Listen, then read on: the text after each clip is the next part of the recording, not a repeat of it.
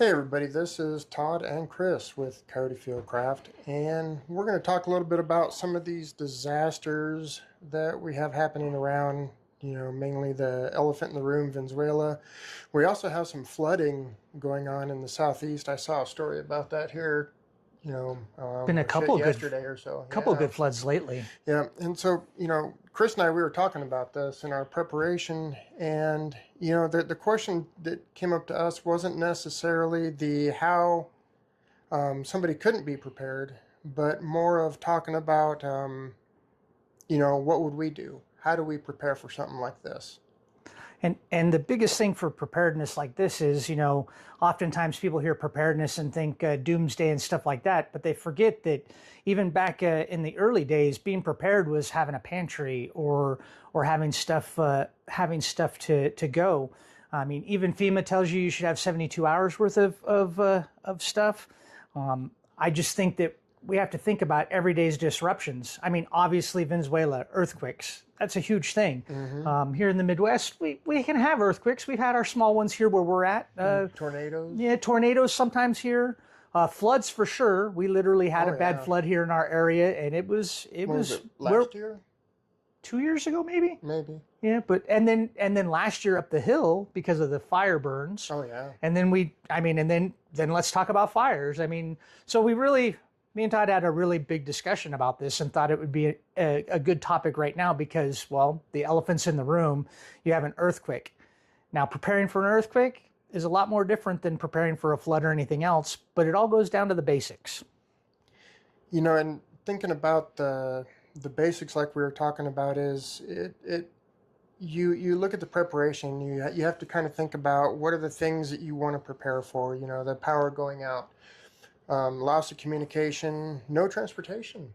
And a big one is potentially, water. yeah. I mean, the water with floods. Yep. And then if you do have transportation, can you get around? Yep. Our flood here in town, we literally had a flood that split our town north-south. And people that were on the north side of town, if you lived on the south side, you couldn't get home. And another huge factor is medical.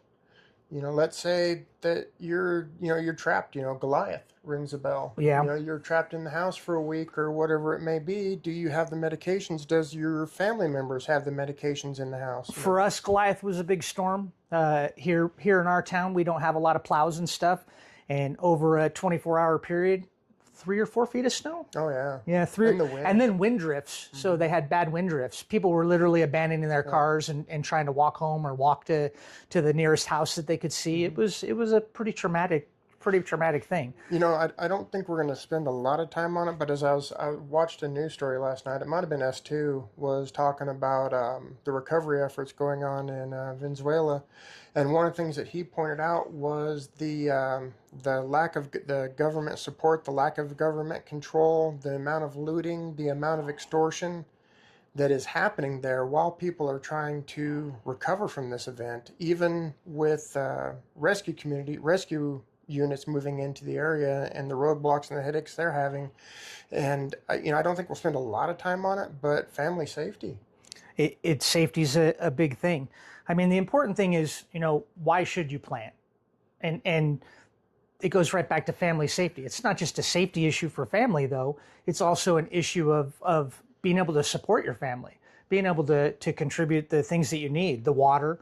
If it's bad enough, the floods are bad enough, or even the earthquake's bad enough, you might not have water. So do you have or the sewer? Sewer backs up. Backs up. So what are you going to use to go to the bathroom? I mean, it just compounds itself and makes things a little bit more intense depending on what's going on. Me and my wife have been watching Storm Chasers lately, and watching, and literally a couple families had their whole houses destroyed right on camera while we were watching it. And if your whole house is gone from a tornado, well, then you're probably, a lot of your supplies are gone too. So if you have a go bag in your car, that might be a good thing, to go. It was interesting. The car actually made it through and a house got completely destroyed and the car was still sitting there. So me and my wife actually discussed that. We were surprised because if it has the force to destroy the house, why didn't it take the car? But it didn't even flip it. The car was still sitting in the driveway. And natural disasters can be exactly like that. Tornadoes or earthquakes, for that matter. You'll see where one building stands, is leveled. Venezuela is a perfect example of that. Up. Perfect example of Venezuela. Yeah. You literally have a building right next to a building that completely collapsed, and they're both the same exact building, but yet one's standing and one's not. So you might have supplies in your garage that made it through, and I think that talks about, don't put all your eggs in one basket. In one basket. Yeah. And that goes back to, I just was watching things on the Dirty Civilians talking about caches. I think they just had a video come out about different caches. Their caches are a little bit different, but same concept. If you put all your eggs in one basket, then that basket gets, the hen house gets robbed. Yep. then you don't have those. And this gets into there is a standardization, a structure to planning or to preparation, but it is very personal, and it is very unique to each family, to each location that you are. There can be a difference between us living in houses, you living in the city, me living in the country, to somebody living in an apartment. You also need to take into account something you pointed out was your car. What if you're traveling? What do you have in your car that you may need to that's be all able you're to, going to have. Yeah, exactly. What do you need in the event that a tornado rolls through and the roads are closed now? I mean, let's not even talk about that. Let's just talk about you're rolling along on the road and you come around the corner and there's a huge accident. Do you have the capability to help what you just ran into? Or you're in a bad accident. Do you have the capability of doing stuff? So when you think about preparedness, like you said, everybody thinks about a different kind of preparedness, and it's different from everybody, from where you live to everything else. But when you think about preparedness, what is it that you think about? I know, you can have that conversation at the dinner table with people, or you can have conversations with people, but for you overall, just preparedness in general, because it's such a wide thing that we talked about, from earthquakes to tornadoes to just car accidents. For you, what do you think about?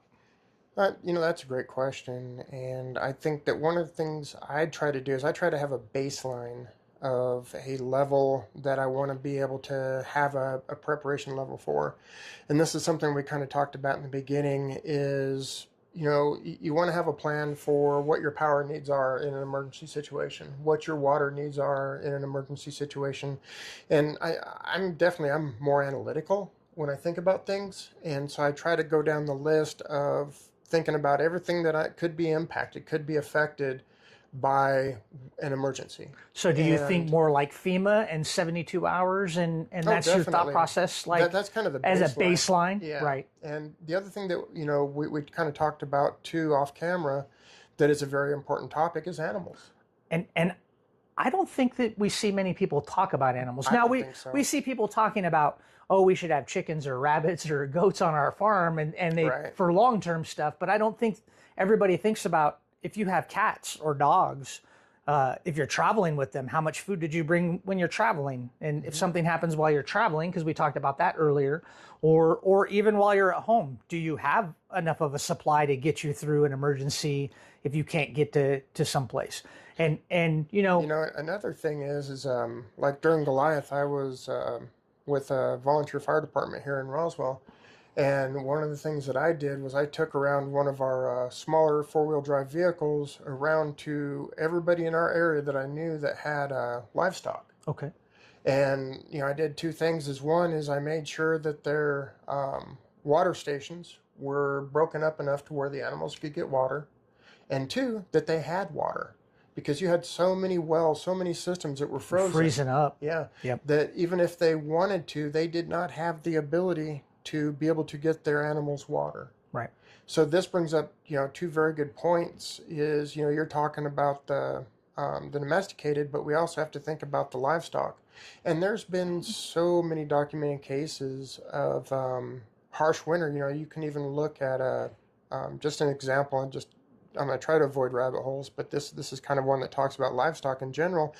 I think it was 2 years ago, maybe 3 years ago in Wyoming. They had to fly. They had to fly in.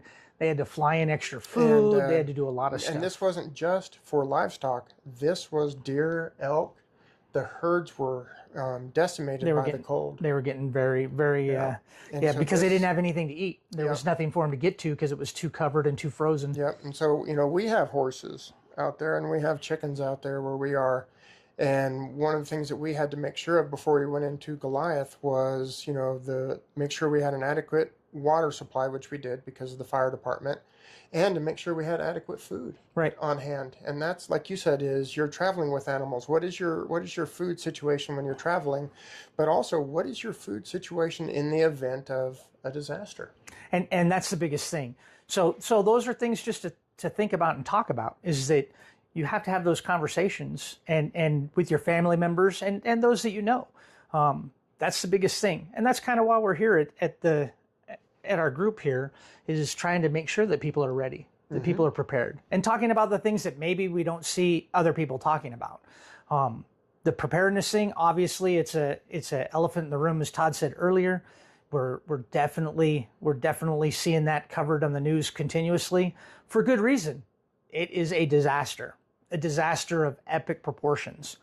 And I hope that if you're watching this, it makes you sit back and think, am I prepared for something like that? Because it might not happen where you live, but if it happens in a major metropolis someplace, it can have an impact on you. It would have a definite impact on you. So those are things to think about as you're sitting and you're talking about it. Because if something devastating happens down the line, the secondary and tertiary effects most certainly will affect you. Exactly. And this brings up another part of that discussion that you need to have, or you need to think about. Maybe it's an internal discussion, or maybe it's like you and I, we get together and we talk about this shit. But is, looking at what the different impacts of these are, because you're going to think about things that I don't think of, and I'm going to think about things that you don't think of, and together it makes a stronger plan. And ultimately, you can't do things alone. You definitely need to have a network of friends and family. Talk to your family. Make sure that they're prepared. Talk to your friends. Make sure they're prepared. And prepared is whatever you want it to be.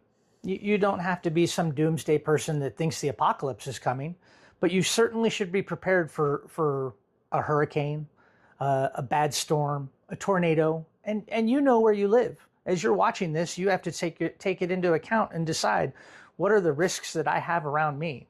And then go from there. And it kind of goes back to the videos, the last series that you just did, the PACE plan. And it kind of goes back to that too.